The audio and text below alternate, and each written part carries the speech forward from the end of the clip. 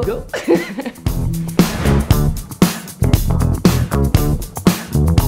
Chez iProspect, nous avons la conviction que c'est aux intersections que se trouvent les plus belles opportunités de croissance. En 2022, les crises s'enchaînent et continuent à s'enchaîner.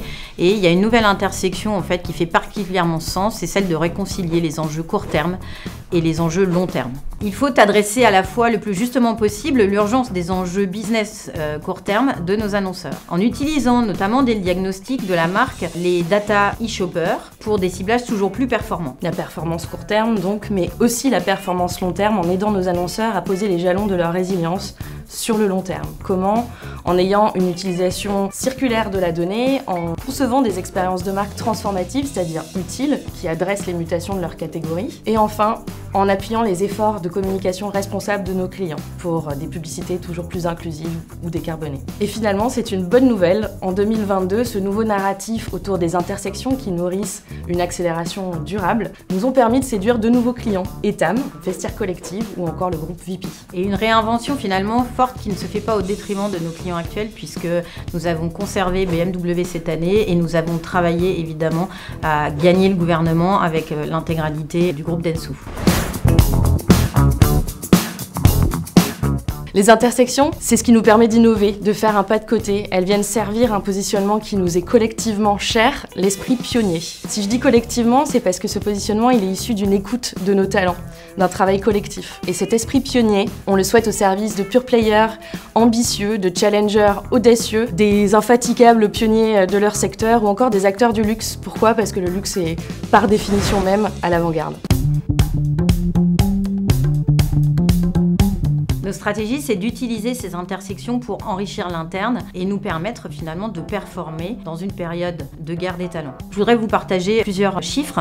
Le premier, c'est que nous avons gagné 11 points en termes d'engagement dans nos enquêtes internes depuis 3 ans et 1 point depuis l'année dernière. Le deuxième chiffre que je voudrais partager, c'est les 70 embauches que nous avons fait depuis le début de l'année et 2% de nos collaborateurs sont en mobilité cette année. Enfin, 100 personnes aujourd'hui sont engagées dans les programmes du groupe et nous avons mis à disposition pour nos collaborateurs une plateforme qui s'appelle Dentsu University qui regroupe 7000 formations en ligne pour justement parfaire leurs connaissances et leurs compétences sur le digital. Alors ces formations, elles sont aussi importantes pour nourrir les intersections de chaque talent puisque force est de constater que nous sommes tous, clients comme talents d'ailleurs, le fruit de nos propres intersections. Et l'idée que nous avons développée avec Émilie, c'est de faire matcher les intersections qui sont propres à chaque talent avec les intersections des clients pour une satisfaction client toujours en croissance. La recette fonctionne puisqu'on a pu augmenter notre score de satisfaction de plus de 9,5% en 2 ans.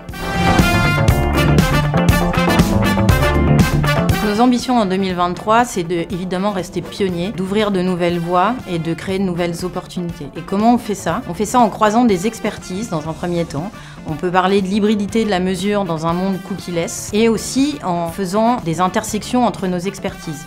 Je vais vous donner 3 exemples. Le premier exemple, c'est des intersections entre le search et le social. On a noué un partenariat avec Pinterest pour faire justement du SEO sur Pinterest.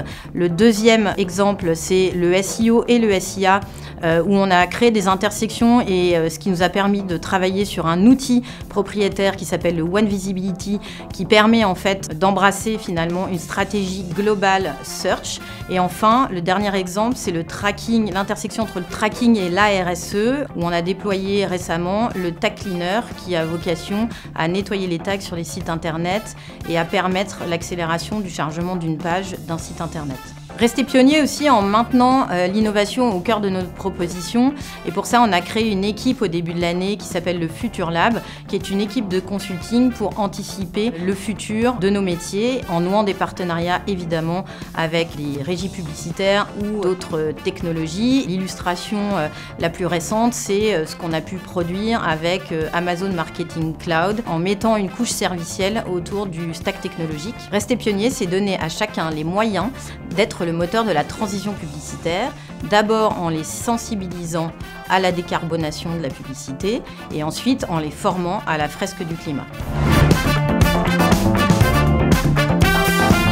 La satisfaction client est depuis toujours notre principale boussole, mais plus que jamais, cette satisfaction repose sur l'épanouissement de nos talents, parce que sans collaborateurs engagés, il n'y a pas d'esprit pionnier.